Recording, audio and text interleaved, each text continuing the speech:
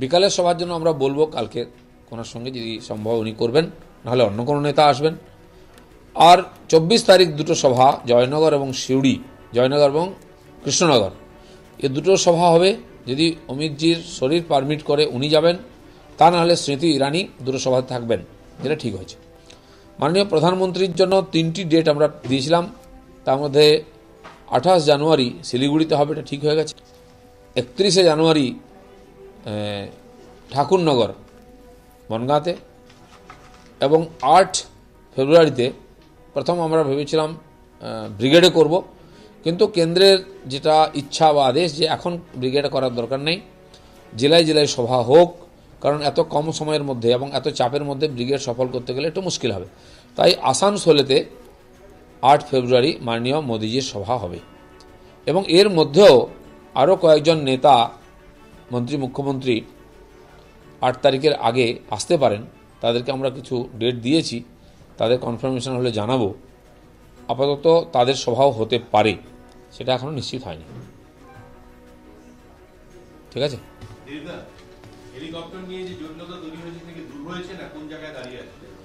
দুটোই আমরা পারমিশন পেয়েছি। ওই যেটা গোল্ডেন পার্ক হোটেলের হেলিপ্যাড, কিন্তু যতদূর জানা যাচ্ছে ওটা রেডি নাই, প্রস্তুতির চেষ্টা চলছে। এবং বিএসএফ এর যে হেলিপ্যাড আছে সেটার অনুমতি পাওয়া গেছে, সম্ভবত ওখানে উনি নামবেন। বিএসএফ দিয়েছে, বাকিটা জেলার ফর্মালিটি, সিকিউরিটিটা দেবে। দুটোর জন্যই জেলার কাছে যাওয়া হয়েছে, সম্ভবত বিএসএফ এরটাই না হবে।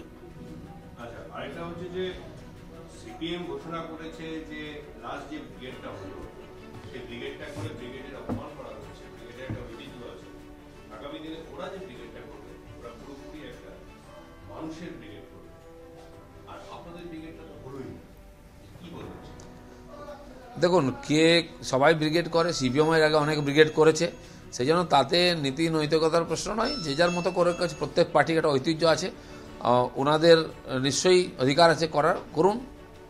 আমরা নির্বাচনের সভা ব্রিগেডে করব।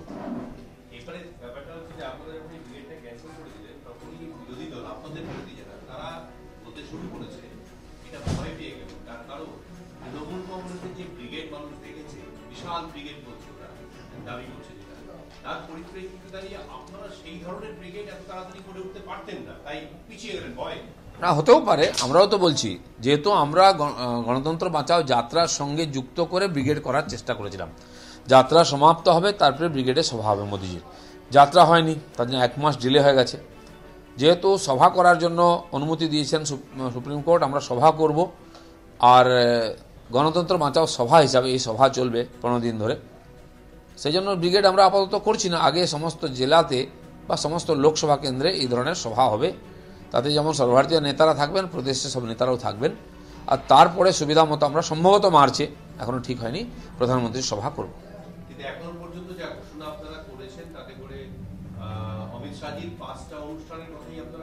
বলেছে, হ্যাঁ।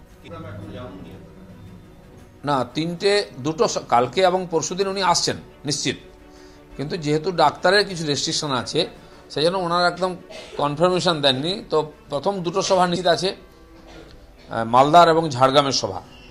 তার শারীরিক অবস্থা বিচার করে ডাক্তাররা অনুমতি দিলে বাকি 3টি সভায় উনি যাবেন, না হলে অন্য কোনো নেতা থাকবেন। তার মধ্যে স্মৃতি ইরানি একজন আছেন, যিনি 24 তারিখ থাকবেন।